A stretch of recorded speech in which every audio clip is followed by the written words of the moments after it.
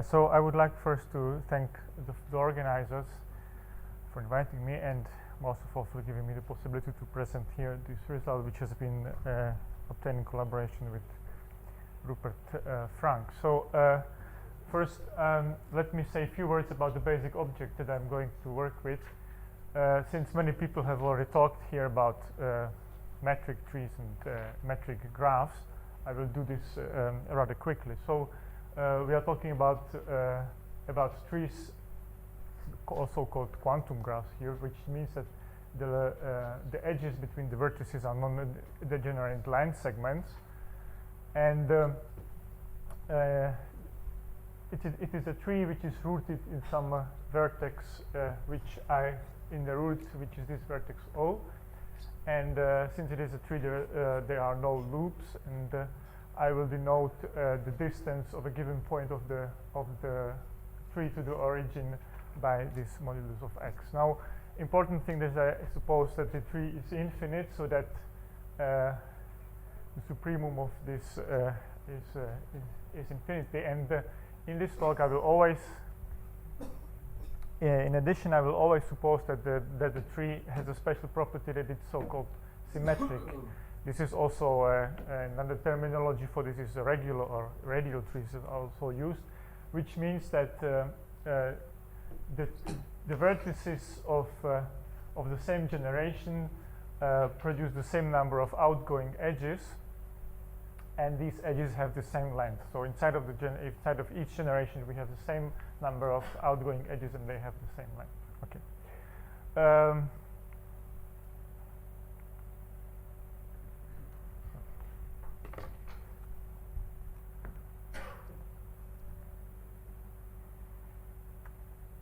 Oh, now it's too far. Yeah.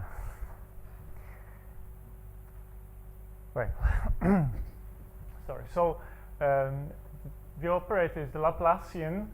Is a differential operator which will act on each edge as a minus second derivative on functions which satisfy these conditions. And at vertices, I impose the condition that the sum of the derivatives is equal to 0, so-called, I call it Kirchhoff boundary conditions, with apology to one of the organizers. And the important thing is that at the root we have a Neumann boundary condition, so we assume that the derivative is equal to 0. Which is also Kirchhoff. So this is a continuity of this one. Yeah. Now, okay. So the Laplacian is associated to this Dirichlet quadratic form on H1 of gamma, and the basic object that we are looking at is the integral kernel of the associated semigroup, which I will denote by kt of x and y. So this is the basic object of my interest, and I would like to know most of all what is the behavior of this object when t goes to infinity, or rather, what is if there are some uniform or pointwise estimates, and how they depend on the tree. So, what is the first thing that we can say about this? Well, the first result is this a kind of a one-dimensional estimate on the heat kernel. So we look at the on diagonal element. We take a supremum of all x of the t, and we show that this is bounded by some constant divided by square root of t. Now I will only say a few words about how we get this result. This is based on the symmetrization of a given function on a tree. So if we have a function on a tree which is vanishing in infinity, we define its rearrangement u star by definition. This is a unique non-increasing function of 0 infinity, which has the same distribution function as the modulus of u. And then, similar as it is done in the paper by Friedlander in 2005, we find out that this decreases the kinetic energy, which allows us, together with the known logarithmic Sobolev inequalities, to prove this family of logarithmic Sobolev inequalities for functions on the tree gamma, from where there's now a standard machinery which is described, for instance, in the book by Brian Davis, from where we get the uniform estimate on the heat kernel, which is exactly in this form. I would like to say here at this point that that the bound we get here is sharp in the sense that well, if we consider the example, the trivial example, when the tree is just a half line,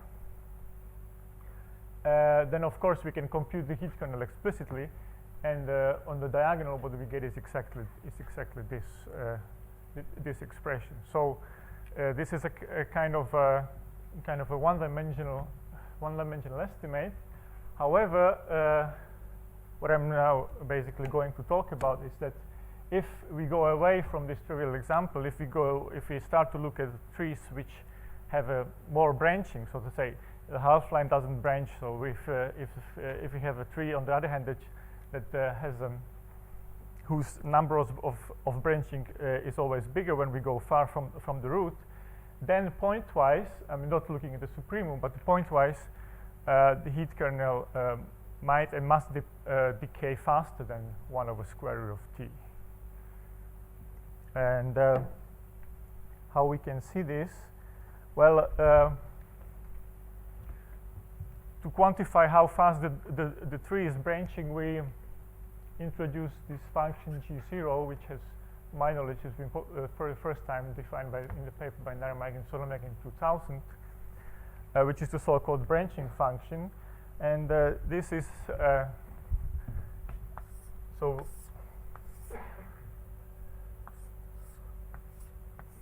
this function G0, basically what you do, you take a number r and you count all the number of points which lie on the tree which have this distance from the origin. So this is a function on 0 infinity, which is of course non-decreasing.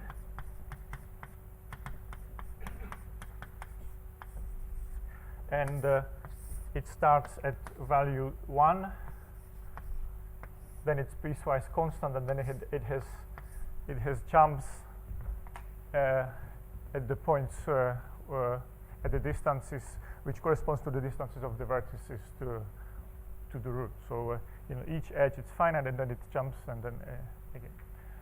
And well, this is a very useful function if you want to describe the behavior of the heat kernel, it turns out. Because then it turns out that if this function grows fast enough so that this integral is finite, such trees are called transient, I guess, then our Laplacian with Neumann boundary conditions at the root satisfies a Hardy-type inequality. This is what we have proved with Thomas Ekholm and Rupert Frangory some time ago. So by Hardy-type inequality, I mean that we have this type of functional equality with some Hardy multiplier psi, which is a positive function. And well, if we have a Hardy inequality for the Laplacian, then this means that the Laplacian is a subcritical operator, which means that we have a finite green function. And since, however, the green function is the integral of the integral kernel, or of the heat kernel, that means that at least off diagonal, this integral must be finite.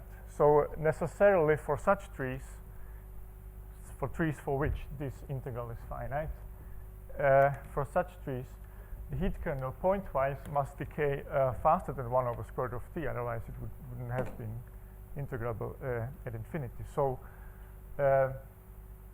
my question is that I pose, how fast does it decay, and how it depends on the behavior of this function G0. Okay. Good. So here is a partial answer to this. Now, if we, in addition to the assumption that the tree is symmetric, if we assume that the branching function has this behavior, which is of course not automatically satisfied for every tree. This is another restriction on its geometry. So if we assume that this branching function g0 grows as a power function of the distance from the root, with a power which gives d minus 1, where d is some real number larger or equal to 1, then the non-diagonal heat kernel is bounded from above for all times by some constant t to the power minus d over 2, but we have a factor here which multiplies this, which is the function g0 of the modulus of x. So in other words, if d is equal to 1, then this function is bounded, of course, and we have this, we have as before the sort of one-dimensional estimate. However, if d is bigger than 1, then we have a faster decay in t as expected. The price that we pay for it, now it is not a uniform estimate in x. So if d is bigger than 1, then we multiply this by some function which necessarily grows with the distance of x to the origin. And for trees which satisfy this condition, we call this number d a global dimension of this tree, for obvious reasons, because this somehow tells me how fast the ball of radius r grows, the volume of the ball of the radius grows with r. Sorry, this is too fast again. No. Okay, so I would like to say something about this, the strategy of the proof. We use the orthogonal decomposition of spaces L2 of gamma and H1 of gamma, which has been discovered by Carlson and Leimark and Solomiak independently. And so to describe this, how we use it in our setting, I need to set up some notation. So bk is a sequence of natural numbers which are the number of outgoing edges from the vertices of the kth generation. And then we construct for each generation of the vertices, we construct this analog of this branching function gk of r.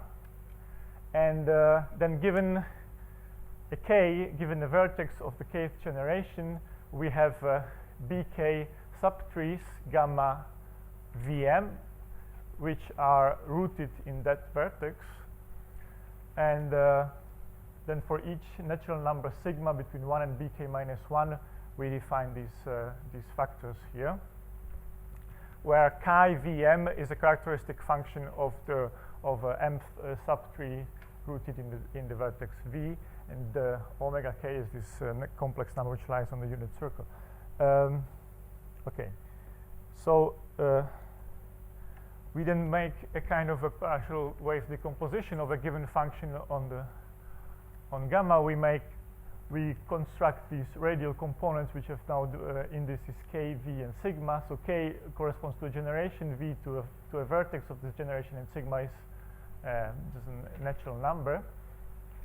And the important result is that for a given function u from h1 of gamma, we have these identities, so that we can express the function u as well as its first derivative as a combination of those functions which are radial, which depend only on the distance from the root. Here I should say what this sum means. This summing over, this is a shorthand k v sigma. This means that we sum over all k from natural numbers including 0. Then we sum over all vertices which have generation k of the kth generation, and for every such vertex we sum over sigma, which goes from 1 to bk minus 1. So this is what the symbol here means. Now, okay, so this, let me show on a simple example how it works. So if we have the tree, which is just this one, we have one finite edge and two infinite edges going from this vertex to infinity, and we have a function of this, whose restriction ideal by u1, u2, and u0. Then, of course, we have the continuity condition at the vertex, and these radial components. We now, in that case, we have only two of those radial components of this function. One which is associated to the 0th generation, so to the root, which is this one, and another one which is associated to the generation 1, which means to the vertex v. And this function is equal to 0 in this vertex, and this corresponds somehow to decomposing the original function u to a symmetric part. So this means to a function which only depends on the distance from the root, and to the antisymmetric part, which means that it's necessarily the antisymmetric part is 0 on the edge, on the first edge, and by continuity is also 0 on the vertex. So this shows us that we can, as it was been already mentioned in the talk by Jiří Lipovský, we can write the Laplacian as a direct sum of certain copies of one-dimensional operators on the half lines with certain weight in the integral. So I denote by AK those one-dimensional operators which are associated with these quadratic forms. So for k larger or equal than 1, we have the operator acting on the half line RK infinity with the weight GK, but which has a Dirichlet boundary condition. Only for k equal to 0, when we are on the whole half line, we have the Neumann boundary conditions. And then we can write the L2 norm and the L2 norm of the derivative of a given function as a sum of the of the integrals of those functions which only depend from on the distance from the root. So we get representation for the Laplacian, for the components of the Laplacian, and therefore also for the semigroup. So summing this up together, after some calculation, this gives us this basic result, which is the starting point for us. It means gives us the identity for the heat kernel, for the global heat kernel in this form, where this pk here of x and y, or r and s, let's say, this is the heat kernel of those one-dimensional operators which act on the half line RK infinity with a weight. Of course, to make it for technical reasons, since these operators have Dirichlet boundary conditions, we extend those functions by 0 to all values of x and y, such that x minus RK of x minus y minus RK is negative. So since we do that, it's clear that for a given x and given y, this sum has only a finite number of non-zero contributions, because as k grows, as k becomes larger, RK becomes larger, and sooner or later these values become negative. So we only have a finite number of contributions here. And what is more important is that if we look at the diagonal, then it simplifies this considerably. So for instance, if we assume that we look at the point x, which lies between L and L plus 1 generation, then we just get this formula, and where p0, well, I will tell you, well, p0 is the heat kernel of the operator a0. Now, at this point, we need a technical lemma which tells us that we can estimate pointwise the heat kernels of the operators with Dirichlet boundary conditions by the heat kernels of the operator, by the one operator with Neumann boundary condition times this factor in B, and if we plug it in this estimate in here, we get a telescopic sum, and this sums up to this inequality, which tells us that the on-diagonal element is bounded from above just by the element of the operator of the heat kernel of the operator A0, which is the one-dimensional operator with Neumann boundary condition, times exactly this function G0 of x, which is the one we had in before. So the whole what we have to do now, I mean, what is remaining to do is to estimate P0 of t, but P0 of t is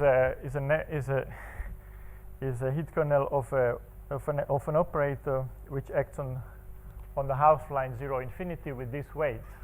So this is an operator associated with this quadratic form, and for this we can use standard methods, and we prove that if D is a global dimension of gamma, then we have such a kind of a mesh inequality for the functions from the domain of the quadratic form. Here I should say that all these norms are taken with the weight G0. I didn't write it explicitly to save some space. So, however, once we have this Nash inequality, then we also have a uniform upper bound on P0, and if we insert this to this into this result which we had before here, we get the final upper bound. So to summarize this, what we get is the following: we get two bounds which hold simultaneously. So we have in fact a bound on the on-diagonal element which is a minimum of those two. So I fix some x on the tree, and I see that for large t's, the minimum will of course be this one. So for large, as t goes to infinity, it will be dominated by the decay, which is proportional to t to minus d over 2, which corresponds to the dimension of the tree at infinity. And of course, when t goes to 0, the minimum will be this one, which corresponds to the local dimension of the tree, which is 1. Of course, we can then interpolate between these two estimates and get any kind of a mixture, which means we can get a slower decay in t, but also slower growth of the weight, etc. Okay, now the question that I would like to address now is, okay, we have seen that we can get a faster decay provided the tree is branching fast enough, but this is not uniform in x. We have to multiply this by some function which necessarily grows in x. The question is whether this can be proved. Of course, one might ask, can this be removed, or can this be made slower? So can we make, instead of G0, to have a square root of G0 of any other power smaller than 1? And I would like to show that this, at least in the power-like scale, this is not possible. And to discuss this, let me make some other diversion and to talk a bit about Schrödinger operators on such trees. So since I'm going to be interested only on estimates on the number of negative eigenvalues of a Schrödinger operator minus Laplacian minus v, I suppose that the potential term v is positive, and that it goes to infinity, that it goes to 0 at infinity sufficiently faster that the essential spectrum of this operator starts at 0, and then I denote by n minus delta minus v0 the number of negative eigenvalues of this Schrödinger operator, including multiplicities. The question is whether we can control this number by some in terms of the potential v. Of course, if v is 0, we don't have any negative eigenvalues, so we would like to say how many of those there can be. Now, to do this, once we have an estimate on the heat kernel, we can apply this inequality, which is due to leap from 76, I guess he did for the first time for Euclidean spaces, and then there's a generalization by Rosenblum and Solomiak to much more general situations. I should say that the Leibniz inequality is much more general than this. I have already written a particular form of it, which serves to my purposes. So, but it is clear that once we have an upper bound on the diagonal element of the heat kernel, we can plug it in and perform the integral with respect to t, and we get an estimate on the number of negative eigenvalues. So the result is the following: if the global dimension is larger than 2 strictly, which means that this branching function grows larger than linear function, then the number of the negative eigenvalues can be bounded above by an integral of v to the power d half. However, of course, we have a weight in the integral which comes from the weight on the heat kernel. Now, this result for symmetric potentials has been proved already by Thomas Ekholm, Rupert, and myself in 2007. It has been then improved and generalized by Solomiak, and recently also to general graphs by Rosenblum and Solomiak. I should also say that for graphs, not trees, but for graphs whose vertices are lattices in Z, the similar estimates were obtained by Molchanov and Weiberg in 2008. And I guess that in the next talk we will have other estimates on the Schrödinger operators. So there is a whole lot of results in this direction. But what is important for us, what I want to stress is that this is in a direct link with certain functional inequalities, which are type of Sobolev inequalities on a tree. So the result is the following: if the tree has the global dimension strictly larger than 2, then we have this kind of inequality which are called weighted Sobolev inequality. So this is of course something that if this weight were not here, then this would be just the classical d-dimensional Sobolev inequality which we know from Euclidean spaces. And what this theorem says that to make it valid on the tree, we have to insert a weight which of course goes to 0 as x grows, and the weight has to the question is how fast this can go to 0, and it turns out that this coefficient alpha in the exponent of g0 has to be at least equal to 2. And okay, so how do we prove this this result? Well, first of all, since g0 is always larger than or equal than 1, then it suffices to prove it for alpha equal to 2.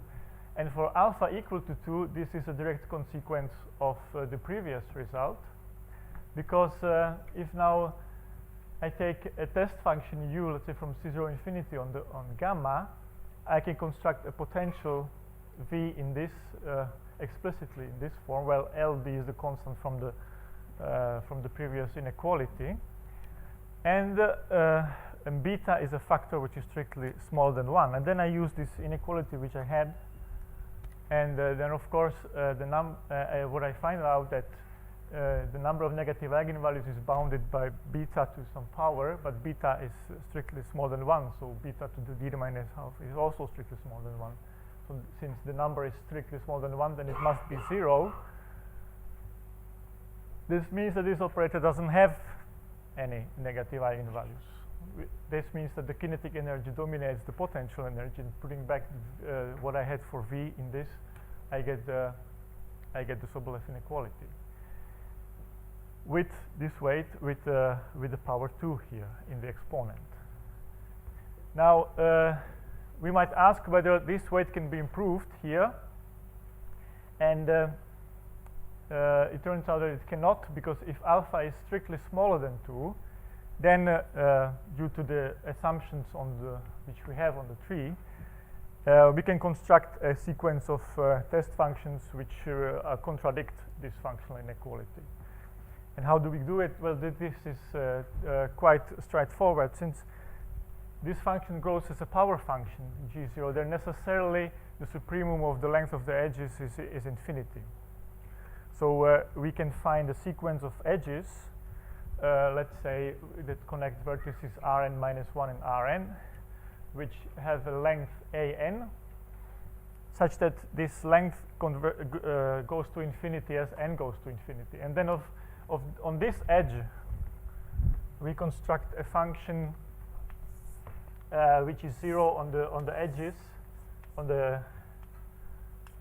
the end of the edges, and grows linearly up to the middle and then goes to 0, and is 0 everywhere else on the graph. So the test function is supported only on this one edge, and there it has this simple profile. And of course, as the length of this goes to infinity, the function changes its shape. But if you plug it in and calculate these two integrals, which is elementary, we obtain this asymptotical behavior.